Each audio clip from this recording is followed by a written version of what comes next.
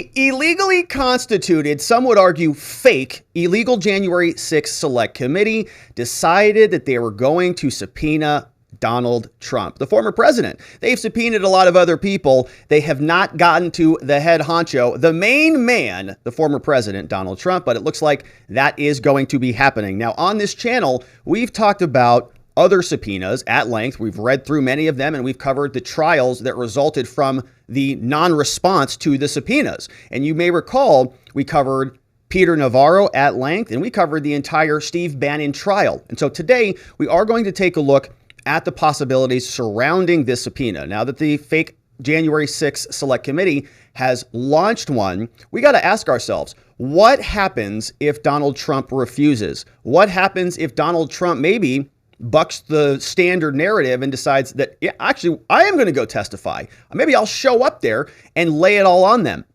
So we'll explore those two options. We're going to look at this law review article that really lays out how other presidents have testified when called upon by presidential committees or select committees from Congress.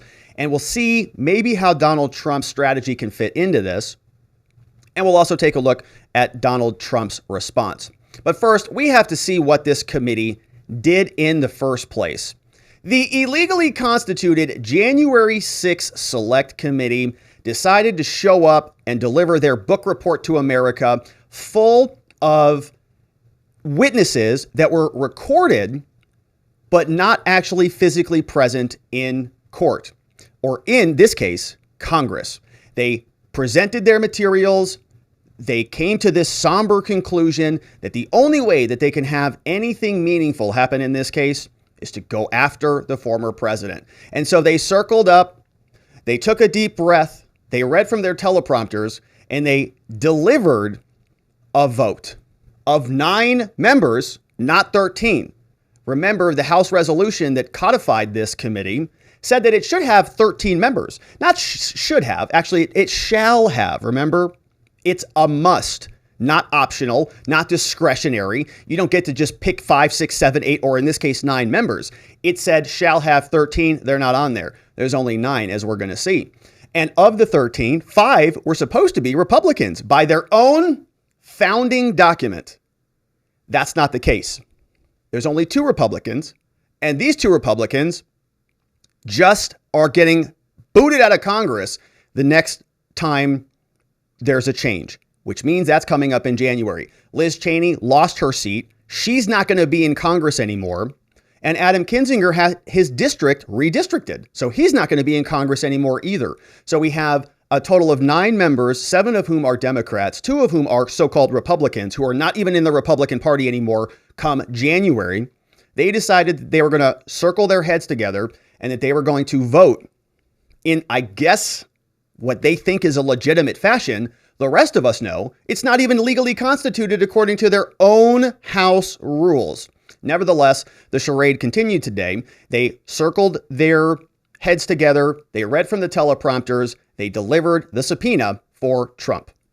I am offering this resolution that the committee direct the chairman to issue a subpoena for relevant documents and testimony under oath from Donald John Trump in connection with the January 6th attack on the United States Capitol.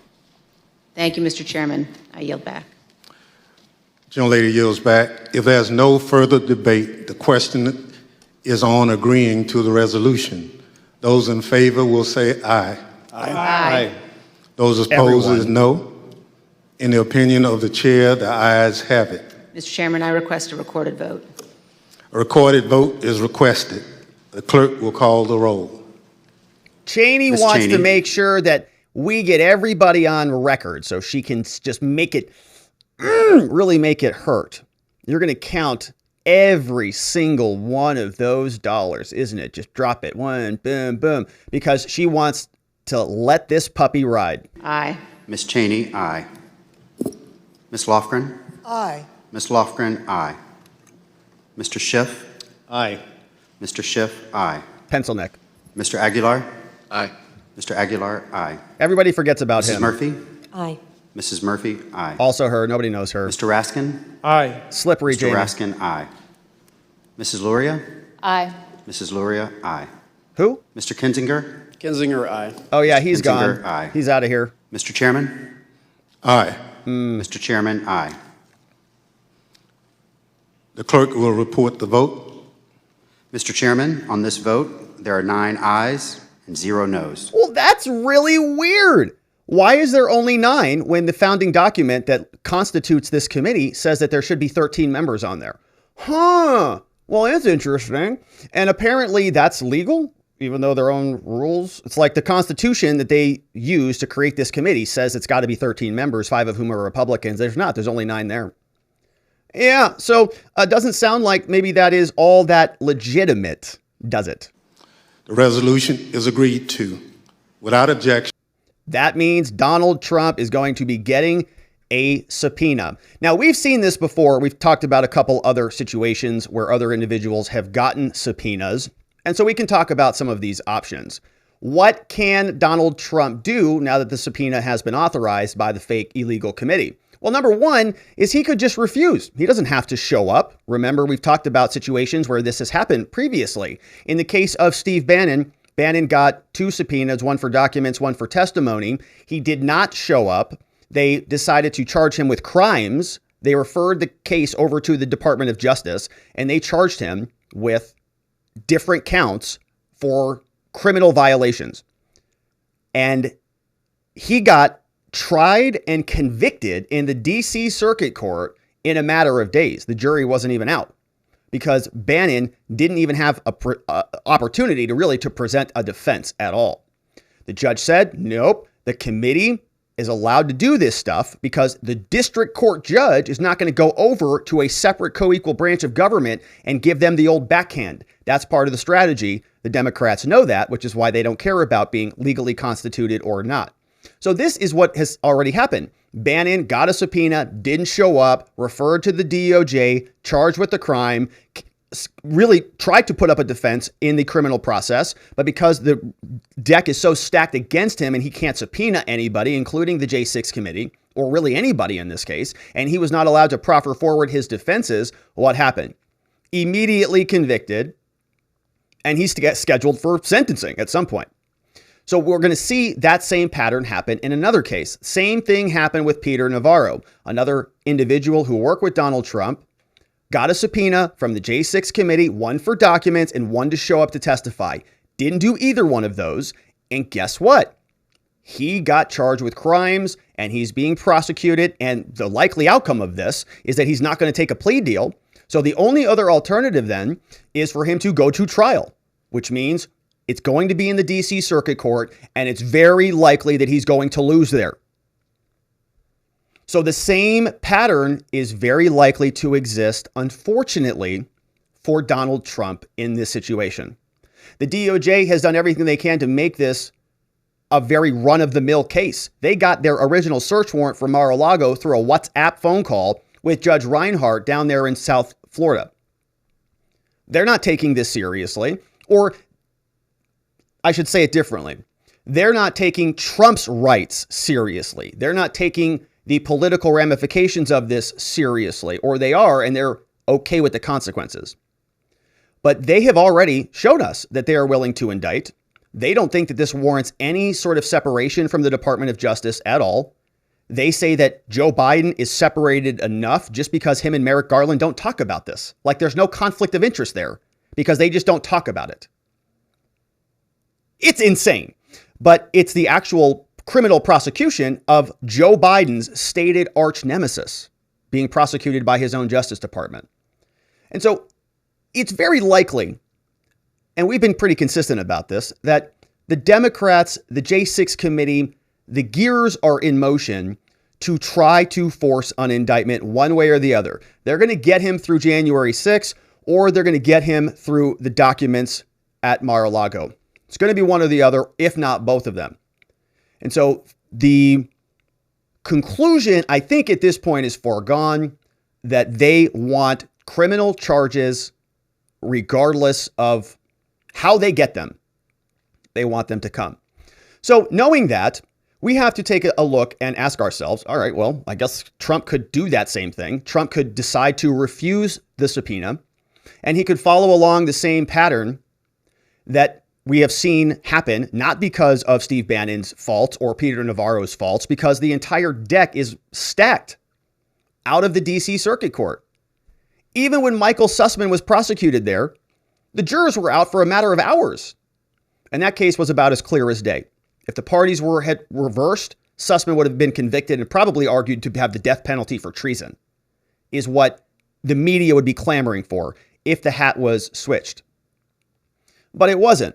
And so, all right, we have to ask ourselves now, if Trump continues to play down this road and he continues to sort of, refuse and object, the likelihood, at least in the court of law, is that he gets convicted and faces the consequences as a result of that. And one of the downsides is that if they charge him with something under the Insurrection Act, or they charge him with something that is disqualifying for future office, then they hit the Super Bowl jackpot victory. That's the end game. That's what they really, really want, is disqualification. And if they can make that stick, they'll be doing cartwheels. So you can see there's a little bit of question about whether that's a good strategy, not based on the legalities of this, but based on the environment, the political context as it exists in Washington, D.C. But are there alternatives? Is there something else that maybe Trump can do that might change the narrative and give him control back of the story? Option 2 for Donald Trump: testify. Show up there, steal the show, deliver for the first time ever your version of what happened, and storm the committee and take it over. Why might that work? Let's play with this idea. We can break it down into advantages and disadvantages and ask ourselves, is there a greater advantage than a disadvantage from testifying? Exploring the advantages, we have a couple things that we can focus on. If Trump decides to testify, he would be, as far as I know, and I didn't watch every single minute of the J6 hearings, but we covered a lot of it here, he would be the first and the only adversarial witness in this entire process. Every other witness has been friendly. They've all come out there. They've been the committee's witnesses, and they've been pretty friendly. I mean, they've been sort of, showing up voluntarily. The people who have not volunteered or have not been cooperative, guess what happened? They all got charged with crimes, like Steve Bannon and Peter Navarro. So if he shows up and he says, he sort of reverses this. He says, I'll show up. I will respond to your subpoena, but I'm not going to do it behind closed doors. I want this thing done openly and in public. I will answer your questions, but I don't want to sit there behind your little laptop Zoom meetings in closed doors. I'll testify in front of America. We don't need to do this, Liz Cheney, in the dark of night. Let's do this right here openly in front of America. And Trump shows up and he's prepared and he hits it out of the park. This would regain control of the narrative. And it would also take the fight back into the court of public opinion. He is at a severe disadvantage out of the DC Circuit Court, especially on the J6 cases. That whole jurisdiction is stacked against him big time. And in order to reverse that, one of Trump's mechanisms that we've explored a lot here is to win in the court of public opinion, to say that we are going to lose in the criminal courts or in the so-called Justice Department, but we're going to win in American minds, and we're going to regain the House. We're going to regain the Senate. In fact, we're going to regain the presidency and the White House. And so any of this stuff, any of these, the fruits of a corrupted justice system are irrelevant, because the justice system will be reformed and addressed with legitimacy, because the American people will vote a correction into office. And so how do you make that happen? How do you instigate that or ignite that movement? Well, you got to win in the court of public opinion. You got to go out there and you got to show why people should be supporting you. And if Trump shows up and he testifies openly and in public and he says, I demand a spotlight be shined on this proceeding that has until this point been conducted in the dark of night, then he becomes the star of the show. He has an opportunity now to win in the court of public opinion in a way that he wouldn't previously. And he also would make this the most watched TV event ever. Could you imagine if Trump says, sure, Liz, I'll show up October 30th in Congress in front of everybody, and I'll talk to you about whatever you want. It would be the most watched TV event ever. It would be a very Trumpy maneuver, and it would, I think, change the narrative, which up until this point has been entirely one-sided. It also affords Trump very interesting arguments regarding due process. If Trump were to agree to testify, and he turned around and he said, we're going to do this openly, publicly, I'm offering to do it openly and publicly, the response from Liz Cheney and from the Democrats and from the committee would say, well, no, what's our committee? It's our subpoena. We're going to do this here and we're going to do this there and all this stuff.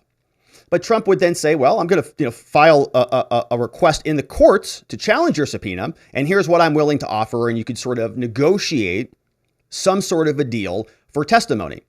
And as one of those terms, Trump could say, I want due process incorporated into this proceeding. And he could demand it because all of America wants due process. As a general concept, it's the high ground. It's hard to argue against due process. How can you fight against giving somebody, let's say, equal time? Trump could say, perfect. I want you to, if you're going to ask me questions, I want my time to present my side of the case. I want right to counsel. I want to have my lawyers present. I want to know what you're asking about and what you're investigating. And I think I should have some right to discovery because you're making these claims and I want to see what you're actually talking about. So Trump, he could say that even though your committee is fake and illegally constituted and you're not even following your own rules, I'm willing to testify, but I just want some very minor protections in exchange. Equal time. I want my lawyers to be there. I want, sort of adversarial proceedings to take place so I can present my own evidence. I would like some discovery to be available. And we could exchange this and make this a little bit more credible than it currently is. And if the Democrats turn around and they say, well, that's just unreasonable. That's not something that we're willing to give Trump. And he doesn't deserve equal time. And he doesn't deserve the right to counsel. And he doesn't deserve any discovery. Well, then they're just confirming how illegitimate they actually are and how biased and one-sided they are. Because due process should be afforded to everybody in this country, regardless of your political stance. Right, Democrats? They'll turn around and say no. So we ask ourselves about those advantages. It would change the whole narrative. And it might reclaim some ground that Trump or maybe the MAGA movement has lost as a result of this onslaught for almost 2 years now. There are some pretty serious disadvantages if Trump decided to testify in any way. These are pretty obvious. If he does agree to testify, many courts would consider that to be a waiver of his right to silence. You really can't only testify about certain things and say, well, I'll testify and then I'm going to sort of re-invoke my right to remain silent. And so if Trump does speak, right, anything he says can and very likely will be used against him. And that makes it problematic because it exposes him to additional criminal charges. And as we have seen and followed along here, there has been a very aggressive attempt to find any type of mechanism by which to bring charges, whether it's through the Mar-a-Lago documents or through J6 or through anything else. And they've impeached him twice. They'd like to do it again if they could. But they're finding any measure. And if he speaks, then of course that expands his exposure. Now, it also, for Donald Trump, it introduces a big element of political chaos. Okay, right now, Donald Trump, he's kind of, many people might argue, in a pretty advantageous situation. Biden doesn't know what he is doing or where he is or what to say or how to say it. And if Donald Trump just basically sits around and does nothing, there's a real likelihood that he could just win the presidency just by doing nothing, just sitting there. And so why would you introduce political chaos and expose yourself to some of the ups and downs by jumping in and testifying in a manner like this, when all you need to do is just play it safe? It was almost like the Biden strategy. Biden didn't do anything in the last election. He was just allowing it to just run itself out. If he could run the clock out, he thought he could win because he had allegedly, he had all of the anti-Trump momentum that was going to carry him across the finish line. Here, Trump can basically do that. He basically doesn't have to make an argument. The country is in such bad shape that everybody is wondering, is Biden even going to run again? And he's saying, well, I'm not sure. We'll see what the midterms say. So political chaos is another disadvantage for Trump. It's almost like he doesn't need to jump into that.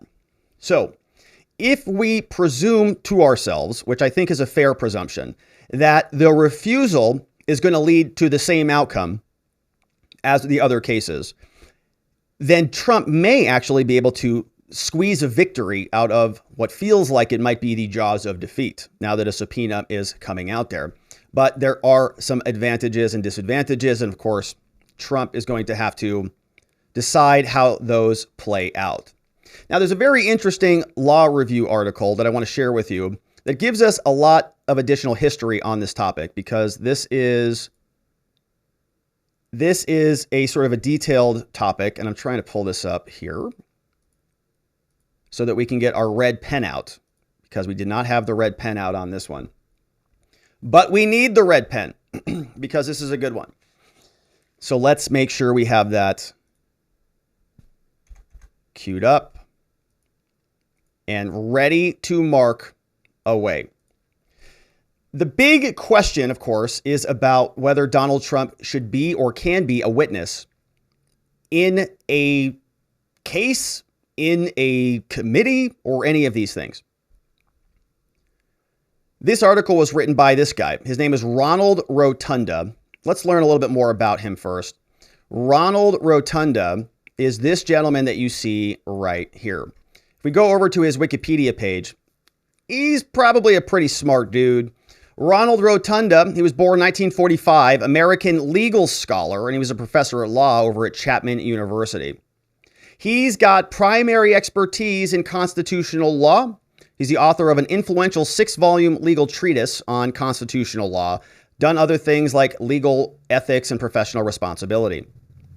He was a senior fellow at the Cato Institute. He received a scholarship and he went to Harvard. He was later got his law degree from Harvard as well. Now, he has been somebody who's been sort of on both sides of the political spectrum. He was employed for 25 years as a professor of law at University of Illinois, Chicago, served as an advisor to Ken Starr during Starr's tenure as the special prosecutor during the Clinton administration. Also served on the investigative team during the Watergate scandal. All right, so this guy has sort of been around investigating presidents all over the place.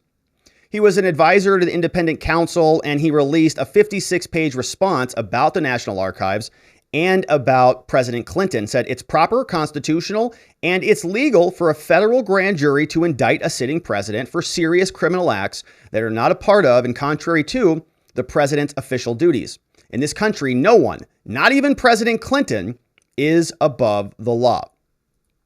And I think that's a very fair standard. And I agree with that. I don't want any president to be above the law. I don't want Trump to be above the law, or Biden to be above the law, or Obama to be above the law. In fact, I think that they have perverted all of their mandates to such a disgusting degree that the other co-equal branches supposedly have abdicated their responsibilities and handed powers over to the executive branch that they shouldn't have had in the first place. In fact, I think the whole federal stinking government is way too big in the first place. So you can see that this is somebody who is very, very credentialed, very qualified, and you may disagree with his politics, but I think he's got some good principles that establish the baseline, which in this case is that really no one's above the law.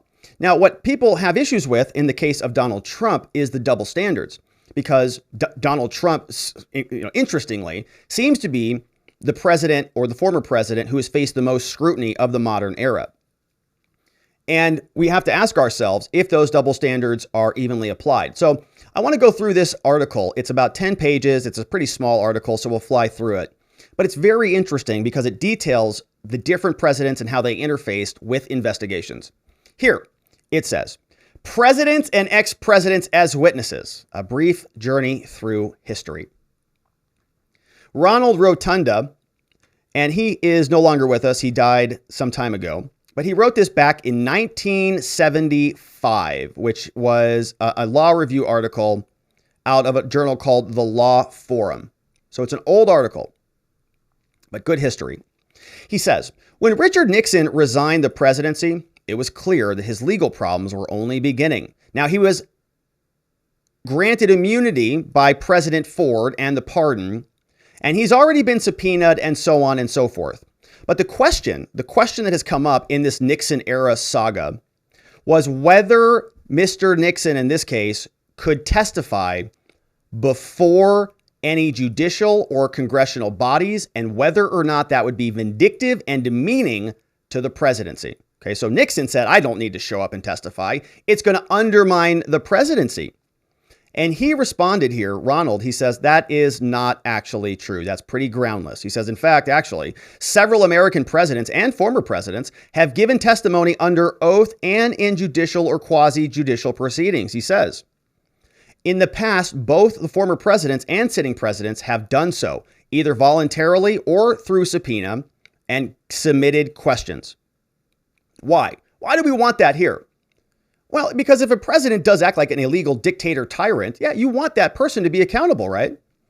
There was a quote that he references. He says here, in the words of Lord Hardwicke, he says, there's a common law rule that the public, that means you and me, we have a right to every man's evidence. Is there any reason why this right should suffer an exception when the desired knowledge is from somebody who's the chief executive? He says, no, there's no reason at all. His temporary duties as an official cannot overcome his permanent and fundamental duty as a citizen and somebody who is adhering to justice, right? And I think that's a good standard. The idea is that we want all of our presidents and everybody in our government, all of our leaders, to be held accountable. Now, he continues. He says, there's a collection of history that details how some of this stuff works. He tells us, several presidents have appeared voluntarily as witnesses in a variety of contexts. One of the most interesting occurred during the Civil War when President Lincoln made a surprise visit to the House Judiciary Committee, a committee that we follow a lot here, right? That's Josh Hawley. They're on those committees. They're beating up all of these executives from Facebook and everywhere saying, what are you doing here? President Abraham Lincoln, prior to delivering one of his messages to Congress, Lincoln apparently got the allegation that his wife, Mrs. Lincoln, was suspected of being a Southern sympathizer. There was an investigation that was conducted by the House Judiciary Committee, and somebody named Wyckoff admitted that he sent part of the speech to the Herald, but he didn't reveal his source, and so it turned into this big scandal. The country thinks, Lincoln's wife might be sympathizing with the South. Congress launches into an investigation. They say, unfortunately, the original hearings, which have never been published, are ambiguous on the question of Lincoln's presence. Don't know. But nevertheless, other contemporary newspapers refer to the same incident, and they're trying to establish its authenticity. So they're saying even Lincoln showed up when that came out. Another situation. President Ulysses Grant was once eagerly submitted to a criminal deposition to aid his confidential secretary and close friend, General Orville Babcock. There was an extensive distillery ring that was defrauding the federal government, and two of Ulysses S. Grant's closest friends were indicted as a result of the disclosure. McDonald was eventually convicted, and apparently there was some misguided loyalty. Grant announced to his cabinet that he was going to go to St. Louis and he was going to go testify on behalf of Babcock. Grant says, I'm going to go save my friend. And he went down there and he testified. That mirrors something like Donald Trump would do. Not that, he would go there and he would say, I'm going to go up there. There was a 3-hour deposition. The Chief Justice showed up. The Attorney General showed up. The Treasury Secretary showed up. Grant testified that Babcock never talked to him, and Babcock was later acquitted. So it just solved it. Teddy Roosevelt, he was quoted by Nixon when he was departing. He twice testified before committees. There were several other instances. In this case, Thomas Jefferson. Prior to the recent decision in U.S. versus Nixon, there was another case called U.S. versus Burr. In that case, the Chief Justice, sitting on the Circuit Court subpoena during the treason trial of Aaron Burr, held that the president was subject to a subpoena. The treason trial of the former vice president was in the third week. Burr said that I intend to subpoena the president of the United States. And all of that went over to Jefferson. After argument and several days of debate, Marshall, the Chief Justice, firmly rejected the notion that Jefferson enjoyed the prerogatives of a monarch. Right? He doesn't just get to sit there beyond reproach. They are absolutely immune, but that's not how we do things in this country. The Chief Justice did recognize, however, some limitations on this, that a subpoena to the president should not be issued lightly, and that a president's official schedule and obligations should be taken into account. If a sitting president can be compelled for a subpoena, they say that a former president should be as well. James Monroe, another president, a subpoena was upheld against him back in 1818. On 2 occasions, there was a pressing of President Monroe to come in and testify. And the attorney general at the time said, yep, I think it's properly awarded to the president. Monroe indicated on the back of his summons that he can't leave the seat of his government. And this procedure apparently, so Monroe didn't show up, but he did do a deposition. Now, in this case, we have John Quincy Adams and John Tyler. Aside from Jefferson and Monroe, history says several other instances of compelled presidential disclosures, where the president didn't want to go, but they sort of made him. In 1846, there were 2 representatives. There was one Ingersoll and Webster. Ingersoll, one House representative, accused the Secretary of State at that time, Daniel Webster, of improper disbursement of funds, saying that President Polk and everybody else was breaking the law. Polk refused to provide information about his predecessor's actions, saying that he has to sort of protect the outgoing administration. Now, here's a situation where Harry Truman was involved. This is getting a little bit nearer. July 1973, when President Nixon refused to appear in front of the Watergate Committee, he relied on a letter that came out from President Truman. So President Truman previously had gotten a demand to show up back in 1953, and he sent a letter written to the chairman of the House Committee on Un-American Activities. Remember when we had that? The House Committee on Un-American Activities. Feels like we're sort of living that again with the January 6th committee. They've said that everybody who, on YouTube and, all these platforms, we should call it YouTube's Guidelines on Un-American Activities. But Truman responded to that committee when they sent for a subpoena. He said, I have concluded that if I were to testify before the committee, you guys, irreparable damage would be done to the constitutional principle of separation of powers. My position in this regard is supported by precedent. It's appropriate to refer to one occasion where this issue was raised. This is what I think Nixon wrote. He says, in 1953, a committee on the House of Representatives sought to subpoena President Truman to inquire about matters to which he had personal knowledge while he served as president. As you may recall, President Truman declined to comply with the subpoena on the grounds that the separation of powers forbade his appearance. Because if they're co-equal, then how can Congress compel the president to do something? You can see how that argument goes. Now, Rotunda writes, he says, unfortunately, when Nixon sent that letter, he didn't elaborate on the circumstances surrounding what Truman did. And when he goes, he explains that Truman refused to comply because of other reasons.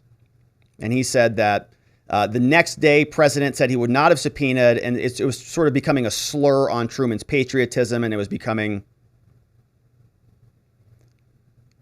something they sort of let go. The committee never pressed for Truman's appearance, and neither did Governor or Justice Clark.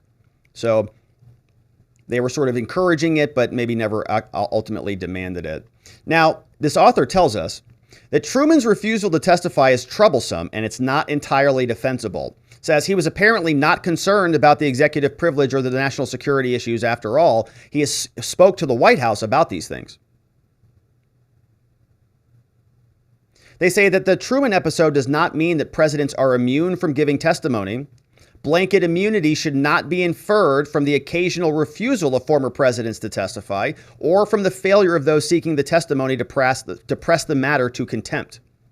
Rather, the historical examples presented here say that testimony is normally given when two things exist. Number one, the president must have possible knowledge of criminal wrongdoing, which Trump theoretically would. And second, these charges must be supported by credible, reasonable evidence, which I think you could make the case that there's enough there to say that, you know, a significant portion of the country thinks that maybe that would be reasonable evidence, at least to get past that threshold issue and have conversations about it. Cases in which the president or former president refused to comply with the request are unsupported, saying the historical evidence shows that testimony is available. So you can see the final paragraph says that these historical examples themselves do not establish any legal duty to testify. That's not been the purpose of this piece, but these examples do show that any legal argument asserting that compelled testimony from a president will cause a downfall of the republic is groundless. The weight of history says otherwise, and the public has the right to every man's evidence. So very interesting article, some historical context about how this works. A number of presidents have decided to show up and testify. Other presidents have not. Some of this has been dependent upon how far the requesting party has been willing to go to demand the subpoenas or the requests for testimony are complied with. But we'll see what Donald Trump does. I still think there may be some advantages to testifying. Donald Trump responds to the January 6th committee's fake. Oh, here, let me pull this one up. Donald Trump is responding to the Unselect Committee, he calls them. You can see he posted this on True Social. He writes, "Why didn't the Unselect Committee ask me to testify months ago? Why did they wait until the very end, the final moments of their last meeting? Because the committee," he says, "is a total bust that has only served to further divide our country, which, by the way, is doing very badly. A laughingstock all over the world, question mark." So maybe I should have said a laughingstock all over the world, question mark. But I think he's saying that as a matter of fact, which is true. So that's Donald Trump responding to the fake January 6th, the illegally constituted committee's subpoena. We'll be following along intently, seeing whether Donald Trump decides to testify. I think there are some major advantages to it, including becoming the star of the show and entering the scene as only Trump can do. And so we'll continue to cover it. Thank you for subscribing and following wherever it is you watch this, and I appreciate your support.